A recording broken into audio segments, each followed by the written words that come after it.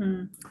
Tinder, Bumble. I think there's even some Christian ones. What are your thoughts on girls getting into those? Should those kind of be used like as a last resort, just part of your toolkit Yeah. once you're ready? Uh, it's kind of a tricky area, I think. Yeah. So I will say not all apps are made equal. They're not all the same. There's Coptic ones I've seen, there's Christian ones, there's the secular ones.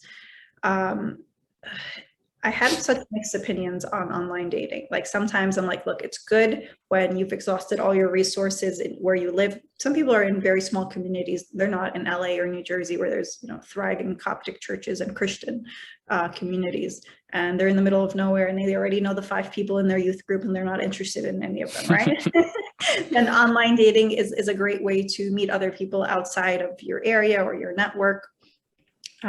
But I have single friends who are online in these apps, and I've like skimmed through them and I've looked through them, and it's very hard to know someone based on their profile, right? It's a lot of work to keep messaging people, getting to know them, meeting up with them, especially, it depends where you're looking. Am I looking on the secular apps? Then I'm going to get a lot of people I need to filter through, versus if I'm maybe looking at a Coptic app or a Christian app, then I already know some filters are there. I know people have maybe the same kind of values, morals, that I don't have to, filter through on Tinder. So we all know what Tinder is popular for. Right, right. It's very hard to tell a person's personality and what they're like just based off of pictures or like 5 questions they answer, right?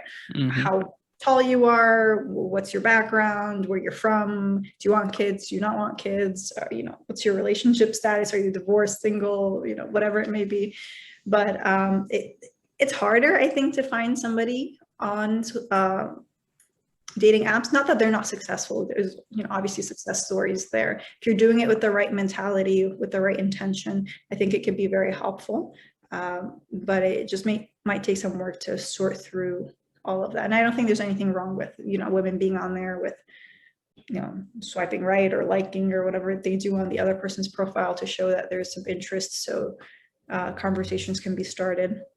Yeah. They can be used for good. But if you have the opportunity to meet people in real life, I would go that route. Yeah, I agree. There's a lot of studies that have come out about dating apps. One, I mean, they're not facilitating people getting married more any sooner than earlier in history. And then two, um, as far as the hookup culture, actually, I think there's studies that show like now people are having your average like male and at least male, I know for sure is having like less sex than like 20 years ago.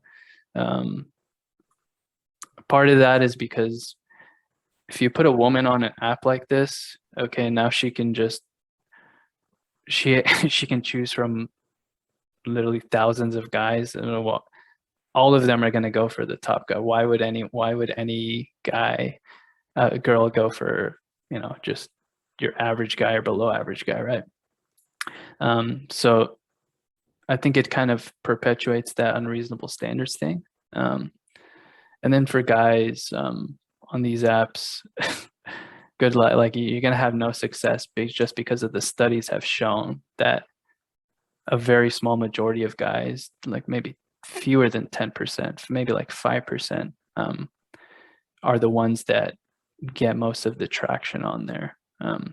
So I don't think they're helpful for women, but even for guys, and that IRL in real life stuff is tried and tested, and Yeah.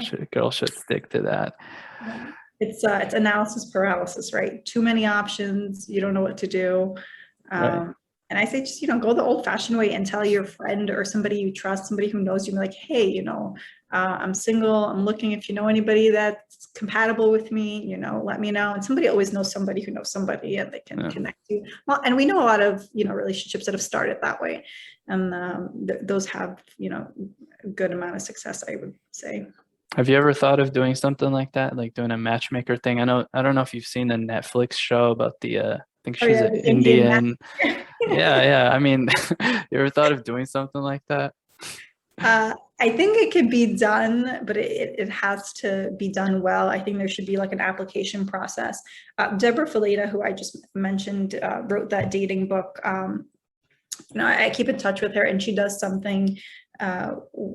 I think it's called like a singles mixer or something, where she handpicks like 10 guys and 10 girls, but this is all online. And she filters through the applications and says, okay, there might be a few matches here. And people have like started talking and, built relationships on there. I don't know what the marriage success rate is, but I think sometimes people do need, a hand and need help just, facilitating a meet or something. So maybe in the future, that would be wonderful in our Coptic community, but it would take a lot of work and it would be a whole process.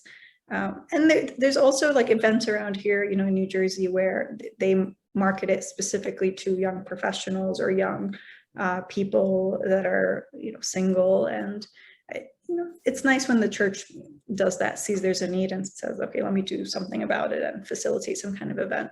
And there's nothing wrong with going to those. No one's looking desperate or, I think those are good. It's not like putting a "Marry Me" shirt on when you go to those things. Look, there's nothing I'm single. wrong with people like, hey, I'm available, I'm single, I'm looking. There's no shame behind that. I don't know why we have such a negative perception of that. Right.